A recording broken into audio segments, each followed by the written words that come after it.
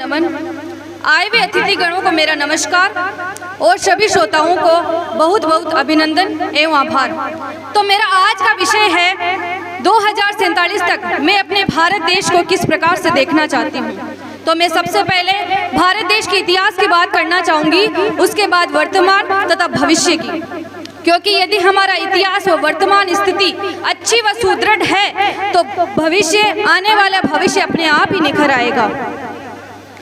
सन 2047 में हमारे भारत देश को आज़ाद हुए 100 साल पूरे होने वाले हैं, जो कि हमारे लिए एक गर्व की बात है। यदि हमने अपना अभी से ही सर्वश्रेष्ठ योगदान देना आरंभ कर दिया तो भारत देश अवश्य उन्नति करेगा। हमारा भारत देश चारों ओर से इतना प्रभावशाली था कि विदेशी यात्रियों ने भी यहाँ कुछ अपना श्रेष्ठ योगदान दिया है।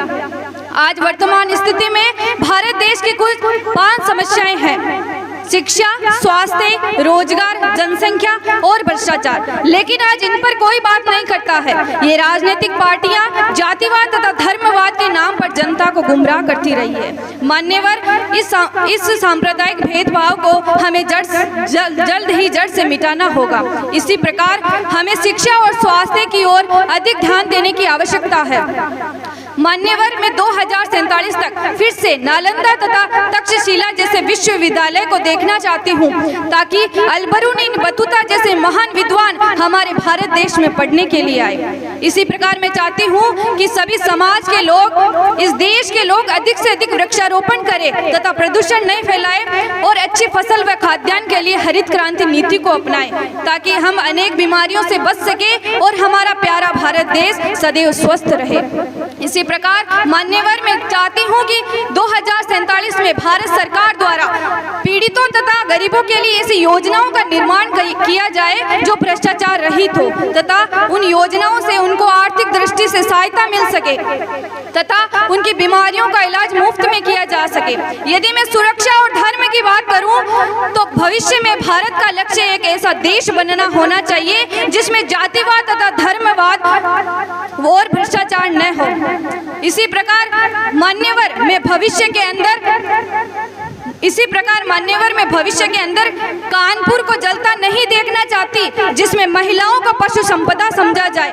मैं नहीं चाहती कि महिलाओं को मारा पीटा जाए, उनका मजाक बना दिया जाए, क्योंकि हम प्रत्येक कार्य को करने से पूर्व 100 बार सोचते हैं कि ये समाज क्या कहेगा, लोग क्या कहेंगे, ये समाज हमारे बारे में क्या सोचेगा। और जब एक स्त्री की सुरक्षा की बात आती है तो ये समाज न जाने कहाँ चला जाता है।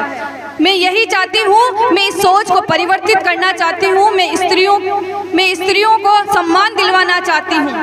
इसी प्रकार मान्यवर, मैं चाहती हूँ कि हमारे देश की प्रति व्यक्ति आय बढ़े, HDI इंडेक्स अर्थव्यवस्था में सुधार आए तथा केंद्र सरकार व राज्य सरकार द्वारा अच्छी सड़कें व राजमार्ग व हवाई अड्डों का निर्माण किया जाए। इसी प्रकार मैं चाहती हूँ मान्यवर कि ग्रामीण तथा शहरी ओलंपिकों का आयोजन किया जाए तथा विज्ञान क्षेत्र में जिस प्रकार चंद्रयान 3 को लॉन्च करने पर हमें जो बड़ी सफलता प्राप्त हुई है, उसी प्रकार हमारा प्यारा भारत देश तकनीकी, कंप्यूटर टेक्नोलॉजी, विज्ञान, विमान, हथियार, मिसाइलों आदि सभी क्षेत्रों में अपना अग्रणी स्थान प्राप्त करे।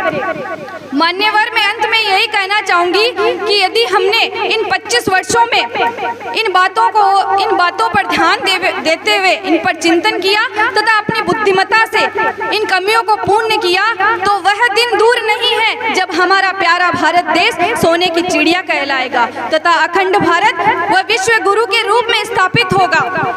मैं यही चाहती, ये सब तभी संभव है जब हम सब एकजुट होकर इस देश के निर्माण के लिए अपना पूर्णतया योगदान देंगे, क्योंकि कहते हैं ना कि लोगों से ही समाज, समाज से ही गांव, गांव से ही जिला, जिलों से ही राज्य तथा राज्यों से ही एक प्रगतिशील देश का निर्माण होता है। इसीलिए तो कहा गया है ना कि सारे जहां से अच्छा हिंदुस्तान हमारा। अंत में मान्यवर, मैं इस देश की विशेषता बताते हुए अपना स्थान ग्रहण करना चाहूंगी कि 6 ऋतुओं वाला श्रेष्ठ देश, दुनिया का सबसे ज्येष्ठ देश, अध्ययन करने पर पाओगे पूरी वसुधा पर है विशेष, सभ्यता यहाँ पर जिंदा है, पूजे जाते हैं संस्कार, कल कल कल करती है पवित्र पावन नदियां ले धवल धार, हिमवान किरीट बना जिसका, उत्तर में प्रहरी के समान, दक्षिण में सिंधु पखार चरण देता रहता है अभयदान, पूरब में खाड़ी का गौरव सीमा को रक्षित करता है, सीमा को रक्षित करता है।